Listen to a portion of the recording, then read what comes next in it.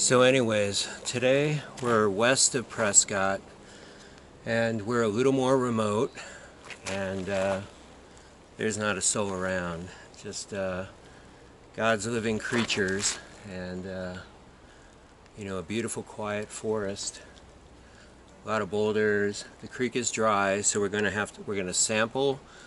I'm gonna dry pan so I don't have to carry as much out, and then we'll get to an area where we can pan. We'll probably go east from here to find some water, but no water. So and this has been a good area, and I haven't been here in a while, so I thought it would be a good time to give it a try. So we'll see how we do. You can see it. It's almost like a primordial forest, you know, it's super cool.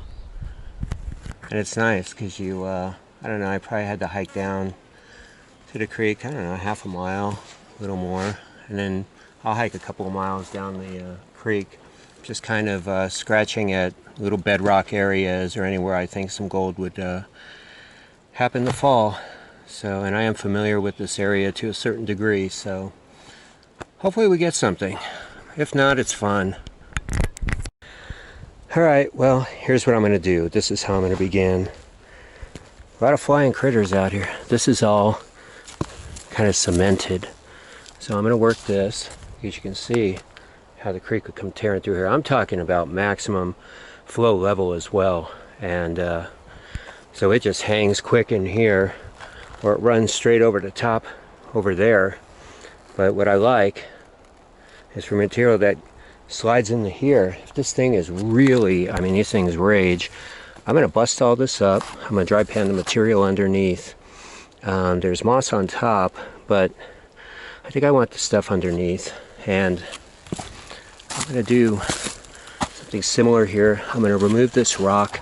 I'm going to try to get some of this stuff. I want the stuff that has the most heavies in it. I'm going to be looking for, you know, the maximum iron, but I thought this would be a good place to start. Okay, so here I am getting to this. So I'm just going to remove these rocks. I'll remove the surface material. Let's see what we got. How deep? Okay, it looks like it's more.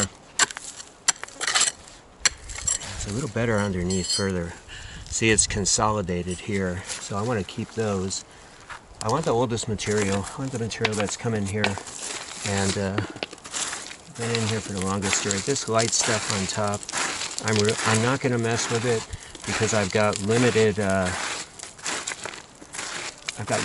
you know, space to carry it back with.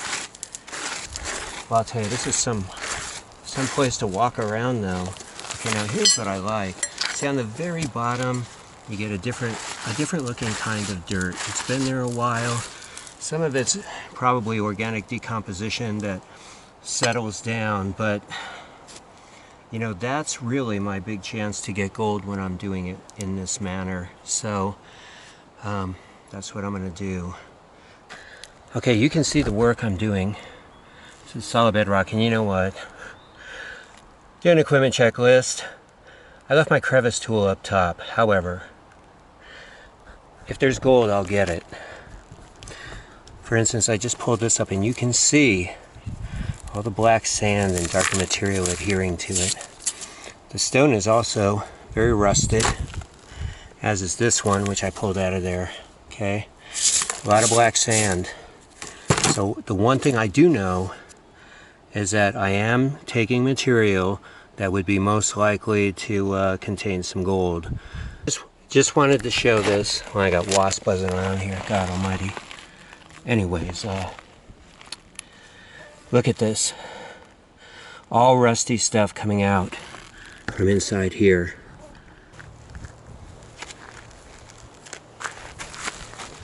Alright, I'm super excited because I have hit a spot like this before and done really well. So I've been shaking this up, this dirt, trying my best to work all the heavies down. And I can see the lighter material coming to the top. So I got my riffles, And I'm not gonna really dry pan a lot. I'll probably dry pan it by maybe a third. So I just want to get some of these a little bit larger rocks, lighter, little quartzy rocks, little chunks of granite out of there. But when you look at this, this is loaded with black sand. So I've got the heavies in here, and you know, and I've still managed to really clean that out fairly well, despite forgetting my crevice tool.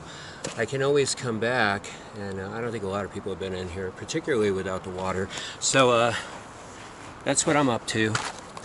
Okay, well, I'm working another one, and I've got to say, I'm doubly excited.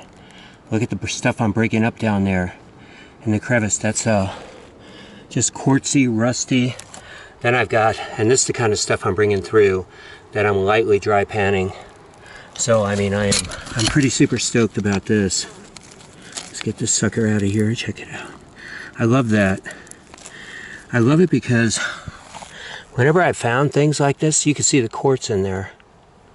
But whenever I find stuff like this, I always find gold. So I expect to have some, you know, when I pack out of here. I'm really excited. Look, I think if you look in there, okay, you can see a fly, but you can see against the wall, you can see gold. You can see a piece of gold there. This, damn bugs. This isn't just like a bedrock crevice.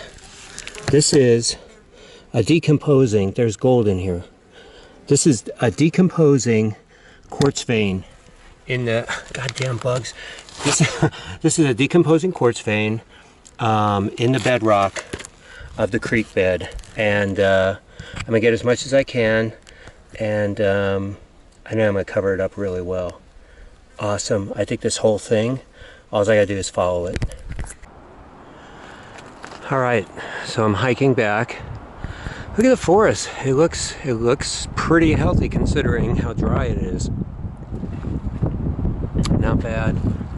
I'm hiking back. I like to stay there longer, but I really think I got a good sample. I covered the area. I made it look, I don't know, I think I blended it pretty well. So I don't think anyone's gonna find it, but I am sure that I was seeing some gold as I busted up that decomposing quartz. And so if so, I can see the way it trends up and might be able to dig that whole damn thing out. I wish I had my crevice tool, but I had a great tool that I was able to get it out with. So I think I got a really nice sample, and well, we're gonna find out, I don't know, in an hour or so.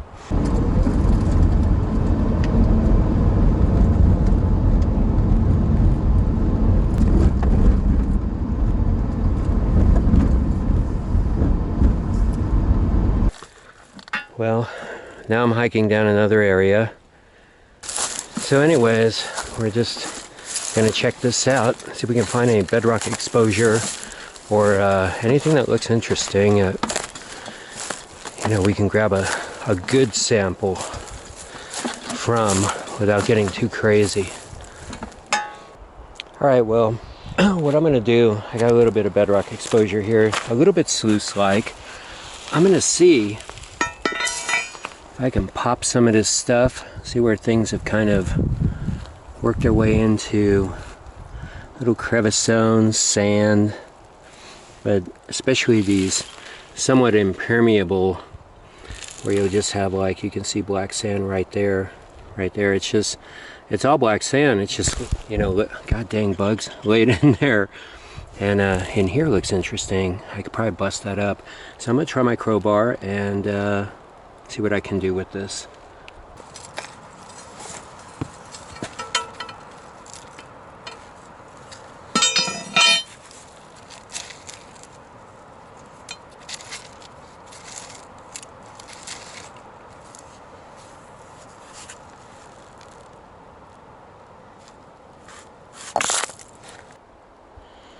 After some tugging and a little straining, I've got some of this bedrock, and I've got the material underneath.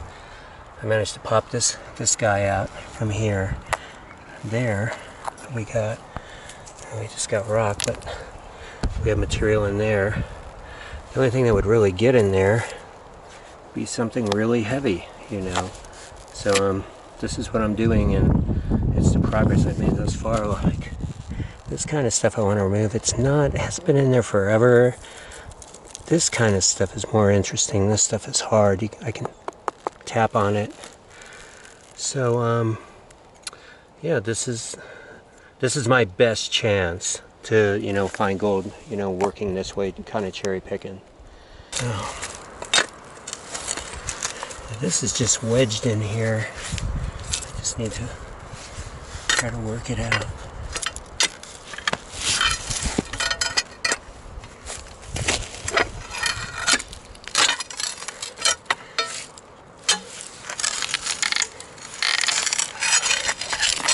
There it is.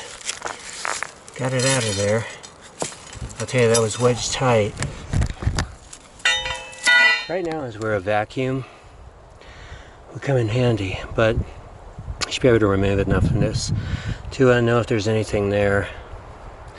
I am going to get a vacuum though. It's going to be battery because I don't want to make a lot of noise. I like being low profile, and they make some good ones now, so it would be handy in this instant. Even though this is straight up and anyone could see this trucking along, what I found was under here it looked like it terminated, and then I took this fantastic S-twing tool of mine and I started putting it in there, just driving it, and it broke up. And as it turned out, it's been in there a long time, and it's really discolored. But the key thing for me is that it has been in there a long time. This tree is really cool. It's been above me, and I think it's kind of neat. Gnarled and just sitting there for a long time. But so I'm gonna get out of here. I took really good samples. You know, if I don't get anything, it wasn't because I took lousy samples. I took good ones where the material had been in there a long time, and but I'm dying to see what these two spots have. So anyways, to get to some of these areas, I came through Ponderosa. So Ponderosa estates are pretty cool because they've been here a long time, and these homes are super cool because they're small. They're like real cabins, so I kind of like them. You know, they fit the area.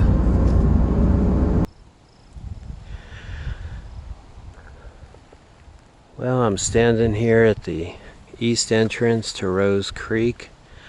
Looks like they removed that piping, and I don't know, it's got some intriguing looking piles of stuff here. I bet you could process them all, but there'd be some decent gold in there. But regardless, I went ahead and panned this out, and it's okay, but I'm disappointed. I really thought that I was going to get bigger pieces, and I thought that honestly there would be more of them. I'm a little disappointed. This is what I pulled out of the spot. Now my samples weren't huge, but